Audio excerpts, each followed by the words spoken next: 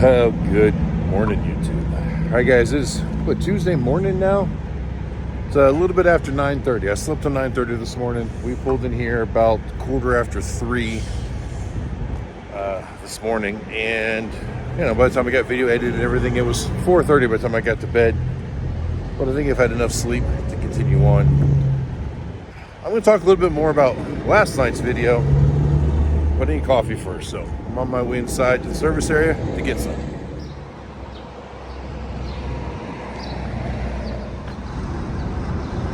Man, look who I found as I was wandering my way in to get some coffee. My goodness, New York prices are expensive. Oh yeah, you're on the throughway, baby. Wow. Nothing's cheap here. Eesh. All right, back, and I've got coffee. Unfortunately, it's Starbucks coffee. I'm not a huge fan of Starbucks. That's all they had in there. I don't like frou-frou drinks. I just like coffee with some cream and sugar in it. And I do like my French vanilla creamer, however. But anyway, I got it and had to come back here and put our own creamer in it because they don't have French vanilla creamer, because what coffee shop doesn't? Just dumb. Anyway, while I was in there, I also got a transponder for the dually. So I've got one in Goliath already. So when we get to the toll booths, it just rings up and the toll is paid. It bills my credit card. But we didn't have one for the dually. And actually, the dually is registered to the one I have in there, depending on which truck I'm driving. Now that we're driving both, I needed another one. And we hadn't registered this tag to the new trailer on the account yet. So, got to get that taken care of. Here in New York, the thruway is really expensive to drive across, but it's just got to be done. And I don't like having to stop at toll booths. And if you don't have one of these, they bill you by plate. But it's always a pain in the butt and a hassle, because then they're sending you a bill in the mail, and then you got to mail out a check to them. And sometimes there's fees on there for it as well. So this will minimize it. So yeah, we're gonna get this account set up and be done. It's really as simple as you just have this little transponder that goes in your vehicle, and when you go through it, registers it. But we got to add the second one on. This is the one we got in Ohio, so it says Ohio Easy Pass. This one's going to say New York Easy Pass, but it's all the same thing. It just depends on which state you actually make the purchase in. Other than that, the system is identical. All right, Alan's getting ready to fire up the dually, let it start warming up. I'm going to go in and fire up Goliath so we can get ready to roll here pretty soon.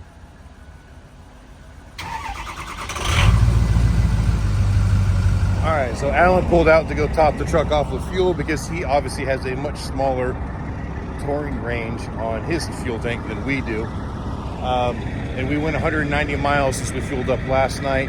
We're figuring right now with the trailer on it, we can do about 300 miles safely on the dually with the trailer on it. Without the trailer, we get a whole lot more, obviously.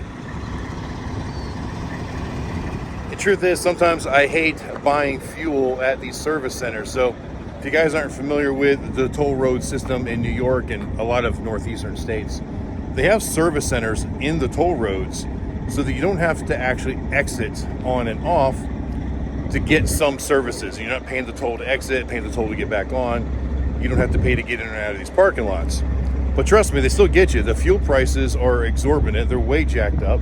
So is the price of everything inside the stores. Now, this is the DeWitt Service Center, which is just east of Syracuse. Well, kind of northeast of Syracuse or whatever. And it's one of the smaller ones. In there was basically just a very small like general store or gas station type store. Plus there's the actual gas station store that's at the fuel islands. But some of them are really big and have food courts and stuff in them, and are actually pretty nice. But this is the one we could fit in last night, so we forego all that just to have a good safe place to park. We're okay with that. But anyway, I feel a little bit more refreshed now. If you guys remember from the previous video, when we left Nashville, it was like 10 o'clock at night. We drove until 3 something in the morning, had the issue with Goliath, and I didn't actually get to bed until 6:30 in the morning, when I'd been up since 7 the previous morning. So I was half an hour shy of 24 hours go. And then I only slept until about 10. So I only got about 3.5 hours of sleep. And then we drove here. So by the time we got here, I really wanted to stop. Part of me wanted to keep going. Part of me was loving the fact that there was no traffic on the roads. And I mean, I was just cruising 65. And it was nice without having to deal with traffic. But it was raining. And at night, how your lights reflect off of the road instead of lighting up the road. visibility was not the best, especially with me being so tired. I wasn't falling asleep, but yet I knew that my body was feeling the effects of not having any sleep. I was starting to go kind of cross-eyed there for a little while. Yeah, so between that and it was just time. I knew it was time, even though I was doing okay. And I wasn't sure, you know, with Alan. You know, he said he was fine, but I don't want to push him to his limits either. So this is where we stopped for the night, and at least we got decent sleep. I was still in bed by about 4:30 this time, and I slept until 9:15 or so, or something like that. So we should be ready to make this final trek over to New Hampshire. So let's get on the road. Let's go. Enough talking. Now, before we go, I've had a lot of viewers talk about how, you know, they're impressed about the way I drive Goliath through some of these places we go through, because he is tricky to drive, a little trickier than a regular tractor trailer. But I'm reminded at how much more skilled drivers are out there than I when it comes to places like New York and Ohio, where these guys are pulling double 53s behind their tractor. And first thing this morning when I did come out, there's a guy pulling out. This is like a drop and hook lot where we are, so you'll see these trailers here. Oop, there they are, and they've got dollies on the front of them, so they'll come up with another tractor and trailer back in and hook them up. Just watching him drive out, make the big U-turn to get out there back onto the thruway. Pretty impressive. Oh, there goes one right now.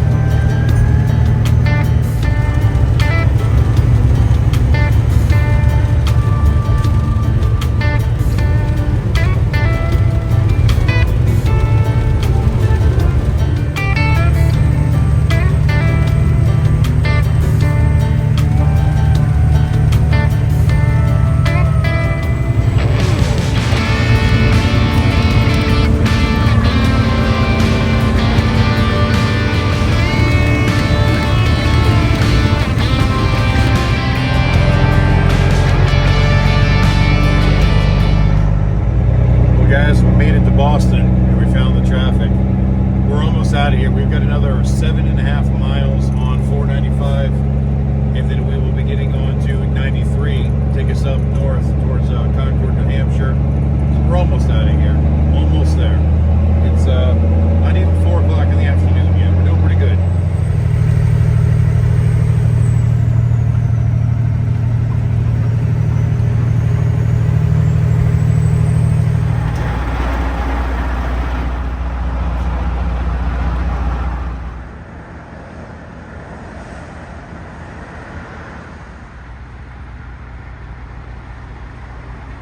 All right, guys, about 5 o'clock, and we pulled into the Rusty Lantern. Alan was on fumes and really needed some fuel. I decided to go ahead and top Goliath off too, even though I didn't really need a whole lot. But that way, when it is time to leave the Speedway 2 weeks from now, I don't have to worry about it. I can just kind of go. All right, so we're topped off with fuel. And now we have, I don't know, like 3/4 of a mile or a mile to go to actually get where we need to turn into the Speedway. Yeah, this is part of the New Hampshire Motor Speedway here. But we're out the south entrance, and that entrance is closed. We've got to go up to the main entrance. So back out onto New Hampshire Road 106 here. Go up, I think it's 3/4 of a mile, maybe a mile. Then we're there. We're done. The trip's over.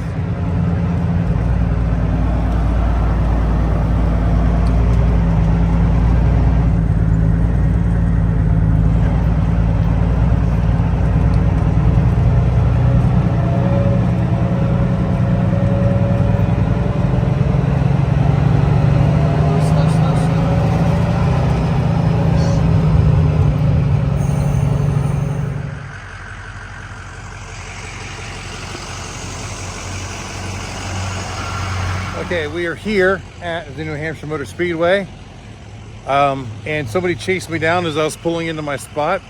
I previously had a conversation with the person promoting this year, which is different than the people that did it last year.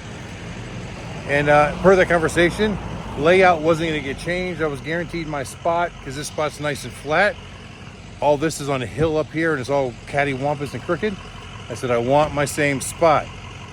And she said, yeah, that's fine, no problem. Well, a guy chased us in here when we parked, and he says, this is probably not going to be your spot. They moved everything. Like, really? You tell me after I drove 1,200 miles? Really? So it looks like Chris with Cycle Solutions is already here. There's a Peach trailer from Sounds. Then the food vendors all belong to the Speedway. And then I'm not sure whose trailer that is. It looks familiar, but I can't think of whose it is. And guys, my favorite water truck is still here with the big monster tires. I want to go play with that thing so bad. All right, guys, so we all jumped in the dually. Alan's riding rear shotgun, Katie's shotgun. Well, we're hungry. We drove straight here. We never made any stops, and it's Tuesday. So yeah, we're gonna run into Laconia and go to Cactus Jack's, which is our kind of favorite Tex-Mex kind of place around here, and get some tacos. We'll see you guys there.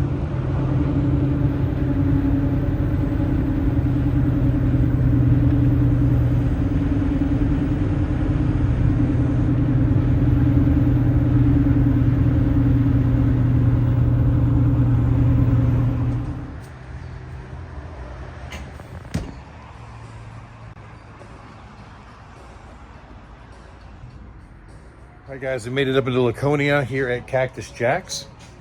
It actually looks like T-Bones, the restaurant that's upstairs from Cactus Jack's. I think they built a really nice patio there. That wasn't here last year. That's very fancy. Very fancy.